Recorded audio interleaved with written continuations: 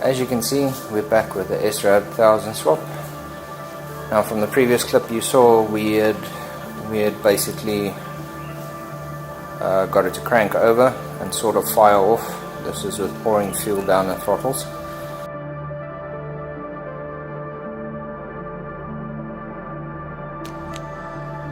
Okay, so it's the next morning.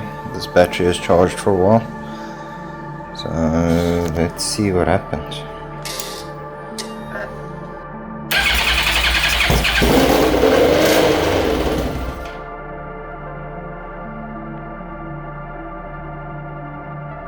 What I'm going to do now is I'm just going to quickly re-plug the tank side, because I have already re-plugged the supply side. So let's grab the tools, let's get into it. As you guys will see, we had a bit of a struggle. I had to take out a couple of tools to get that sorted. Oh yeah, hello, it's editing me again with a new mic and voiceover. So we're going to try it out and see if this features a bit better than the previous ones. It seems like my headphones mic isn't working properly.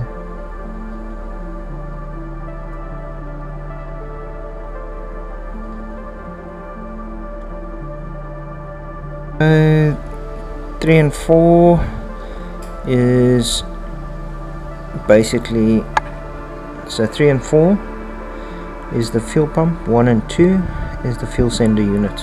Just doing a bit of a confirmation there of which plugs go where, which I eventually took a photo of because memory is not as good as what it used to be.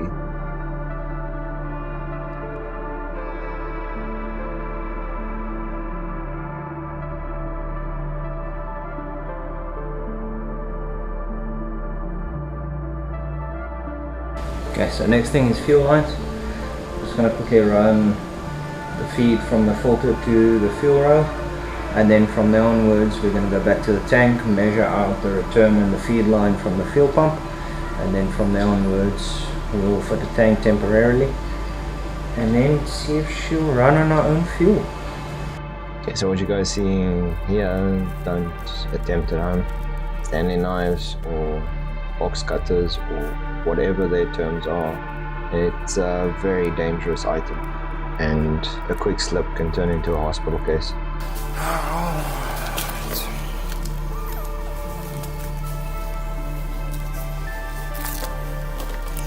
So obviously we need to route it around from this point through to here, and then we can route these two lines. I just need to make them long enough so that when you flip the tank up to change air filters and do services and stuff, that it can flip up without having to loosen the pipes. So just got to figure out a nice way to route this and just determine the length while we're at it. That should be it. Just add a little bit more. Grab this okay. I'll mention it again. Box cutters, Stanley knives, don't do what I'm doing, buy the correct tools, which for record I have done. I weren't kidding when they said this is reinforced.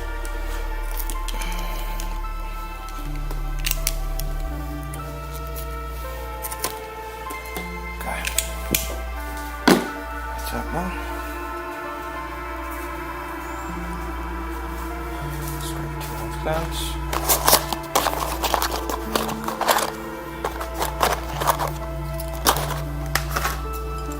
So this is just temporary. This is for me to get it running. I'll switch them out with the fuel rail T-bolt clamps when the time comes, because I still need to order those. I'm just going to speed it up a little bit. Same old, same old. I think everybody has dealt with tube clamps before.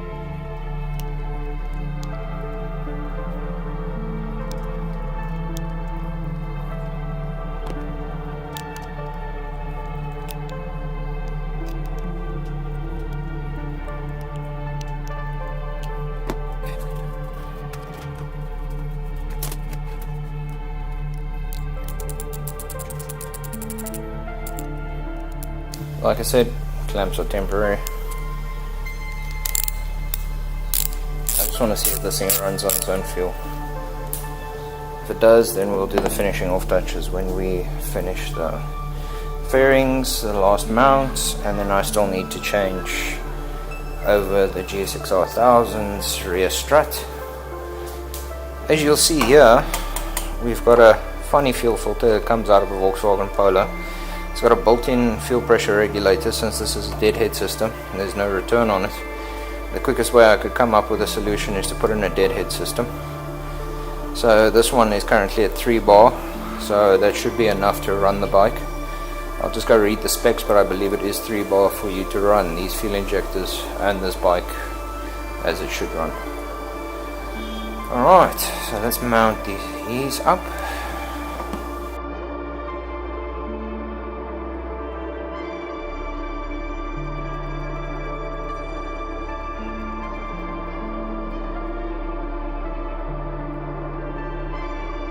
How do we say when it comes to strapping something down?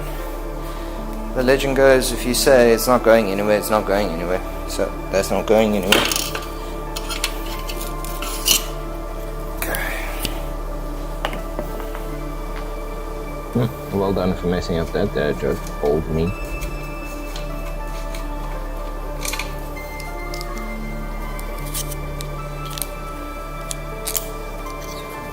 Bolt for this.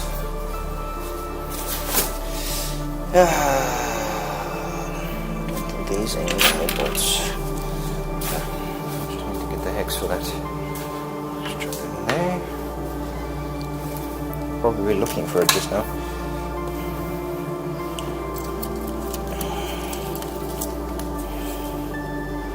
Clamp first.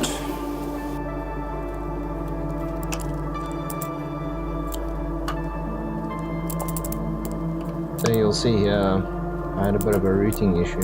So all of the cabling and stuff like that, and how everything laid in the frame, made it difficult for me to position the filter. So I eventually decided just to route it so it doesn't have kinks, and then from downwards, I've left it as a loose member for now, because like I said, I really wanted to see if this thing starts.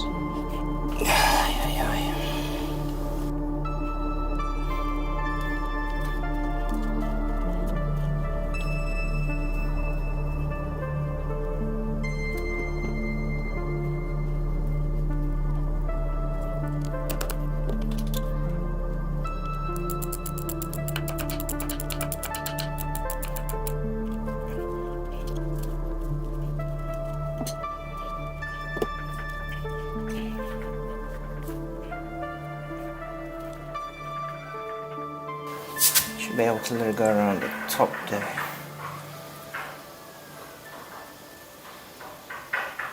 Okay, well, I'm going to leave it temporarily like this for now.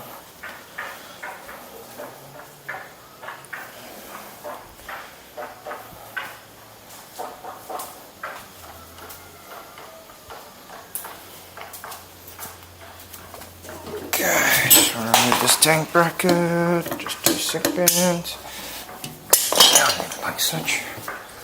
Okay, so,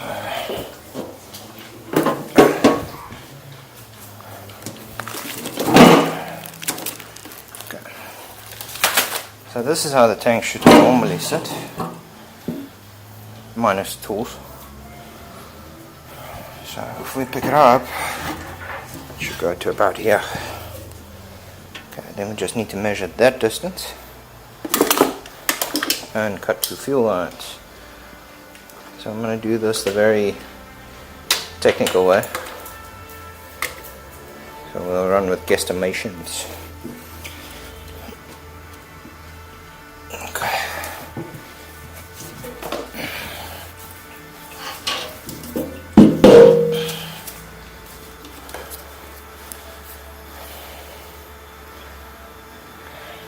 To about this length should be fine. So the process here is fairly similar, it's just that now instead of 1 pipe we've got 2 pipes. Did a return that needed to be attached and made sure the lengths were correct when it came to, like we said earlier, flipping the tank up to do services and repairs and whatever else that needs to be done.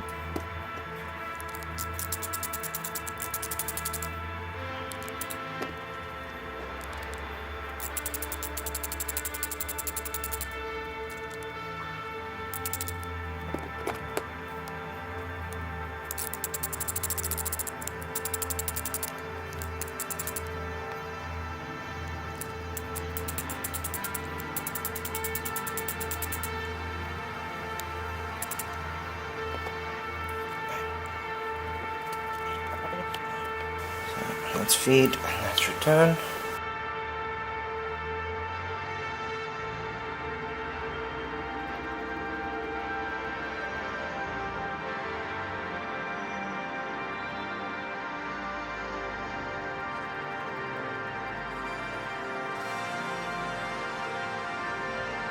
Let's get that tank up, and then from there onwards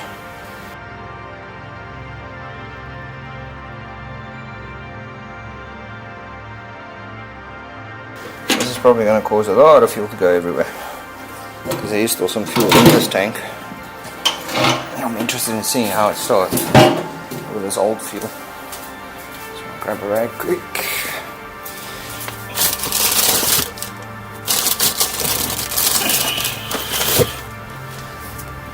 Over the delicate components. Hopefully catch most of it so we don't catch a fire. Okay. So feed and return. So feed, return. Okay. Start with the return first.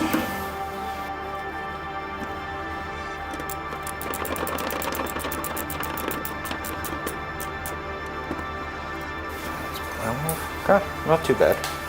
There's some fuel in it, but So much for leaking fuel everywhere. We always got a plan for the worst case, huh? okay. Alright, so as you'll note with these plugs, I think I might have put them the wrong way around. But it's alright for now. Just as long as the fuel pump gets power, then I'm happy.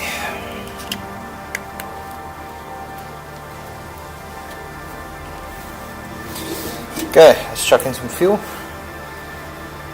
Switch her on, crank her over. Let's see if she'll do the rumba.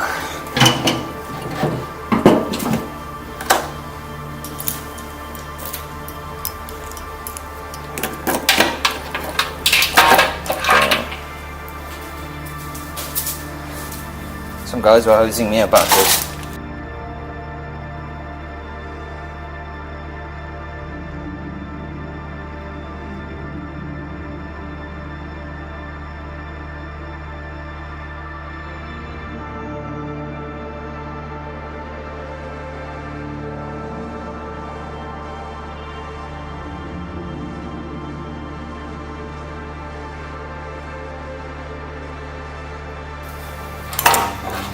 If I wired it correctly.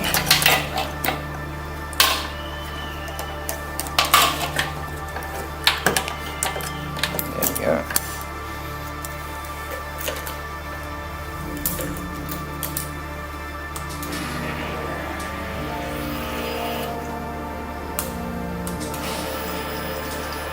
Hee hee. We got fuel pump. Okay. Don't smell any fuel leaks. You guys ready for a start? Let's have a look. Okay.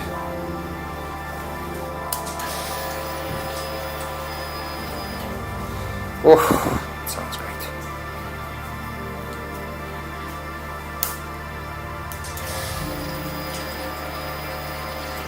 Three, two, one, lift off.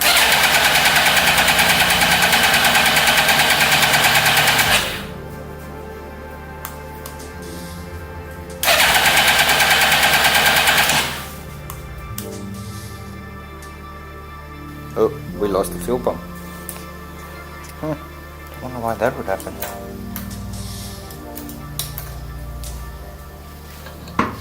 And here starts the fault finding. And people wonder why it's difficult to get excited about a project. I wonder if we popped the fuel pump fuse. I hope not.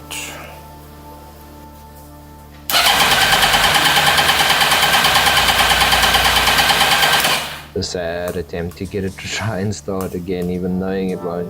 Oh, we don't blow the main fuse. And that's the problem I have. I jump directly to worst case. ECU is still cold. I'm gonna pop the ECU. Plus, the auto choke is working. So rule number one, start with the basics.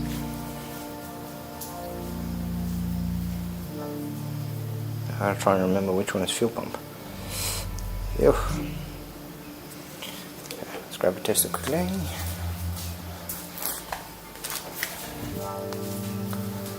Switch that off. Quickly check which fuse popped. That sucks.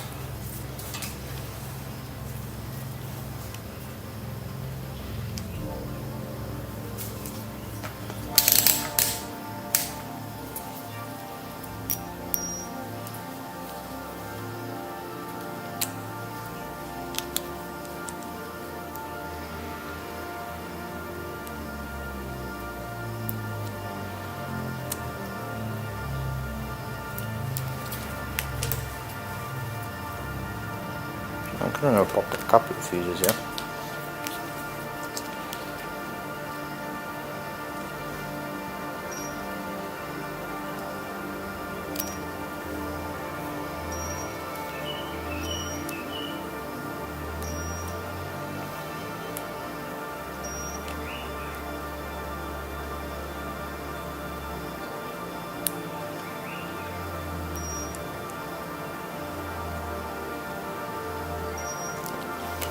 Okay, I found the one.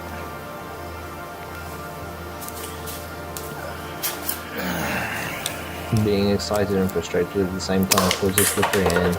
Sure. Or the look of disappointment. It's still intact.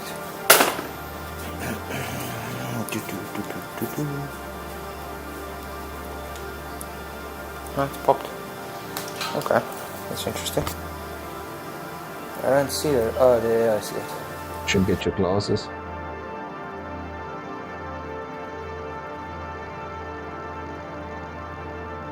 And then from here we just continued getting a couple of tools, looking for small fuses to test, and then from there onwards, yeah, we just got to a point where we gave up. Okay, let's try and put a secret source.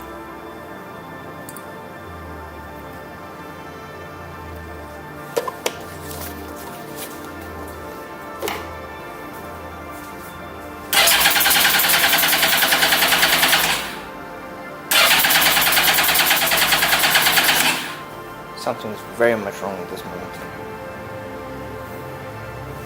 Oh, we'll have to replace the fuse and try again.